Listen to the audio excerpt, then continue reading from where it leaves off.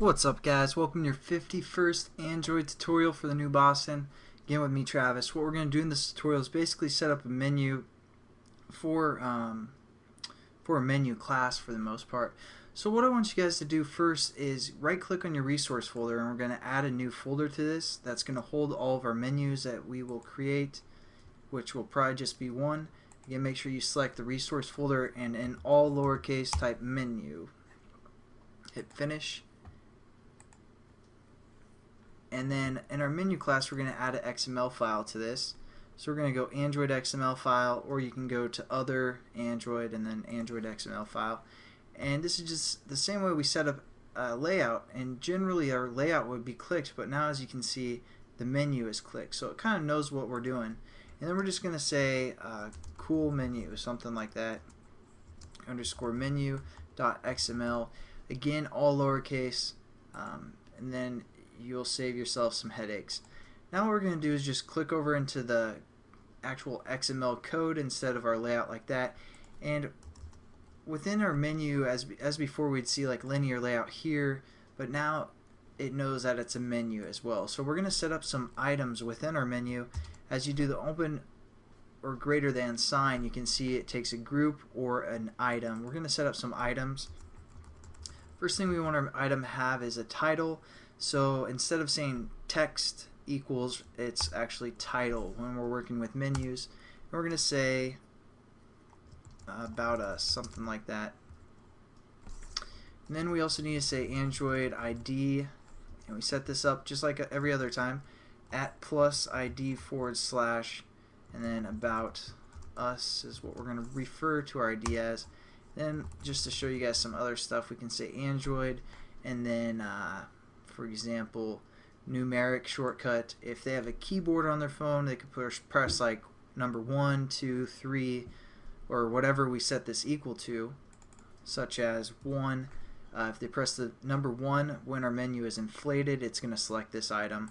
And also, as well, you can do Android alphabetic shortcut equal like to A, which would be about us. It'd click this menu as well. So that's enough stuff within this menu, or this item for the most part. So we're just going to copy that and create one more item, and we're going to call this one preferences.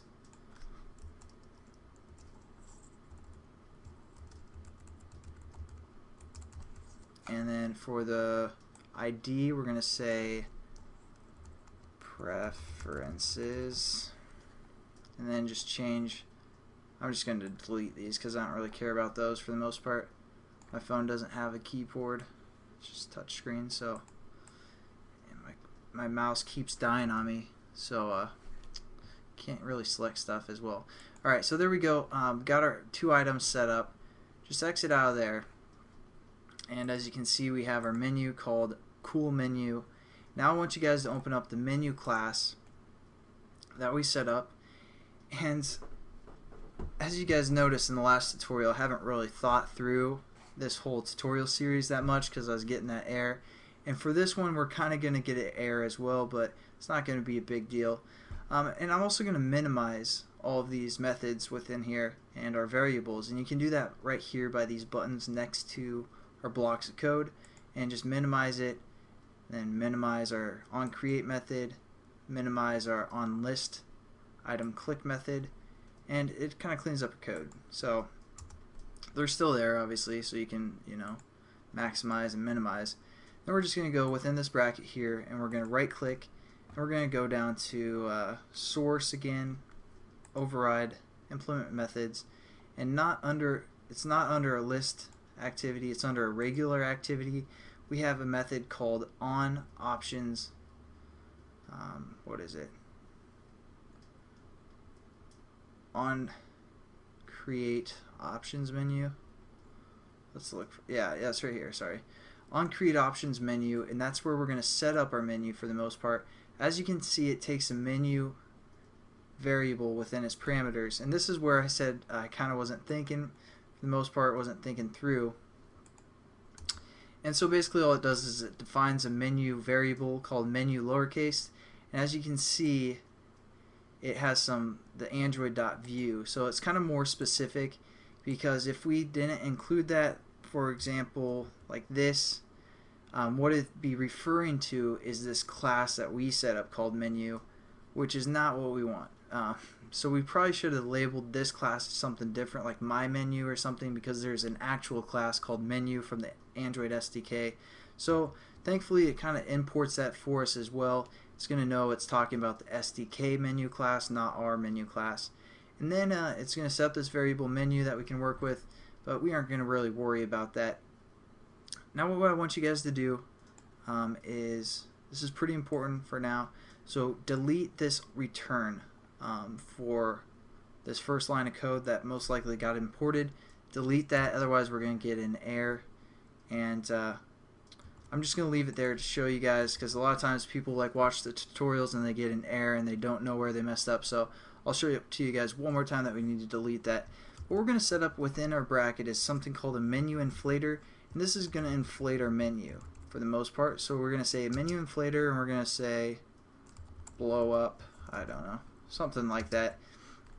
Again, we have to import our MenuInflater class so we can use its sweet methods, and we're just going to use a method called getMenuInflater. So it's getMenuInflater.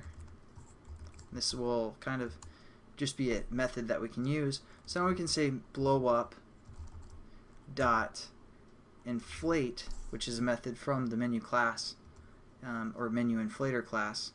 And as you can see, it takes a resource menu item and also a menu item as well. So our resource menu item is what we just set up in that menu class. So we're going to say r.menu for into the menu folder and our resources, and then cool menu, and we're good for our first parameter.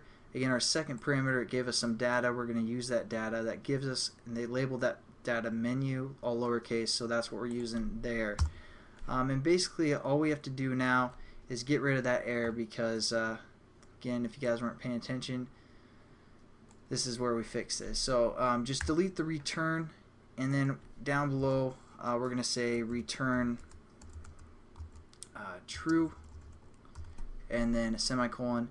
And basically we have our MenuInflater working, and I'll show you what that looks like. So we run the program or run the application. And again, yeah, I probably should not called this class menu when we started, but no biggie. So now when we hit our menu item right here, it pops up a little menu for us with 2 menu items. And these menu items don't do anything. That's what we're going to set up in the next tutorial if you click them, but that's all that does. So there we go. I'll catch you guys in the next tutorial. Have a good one.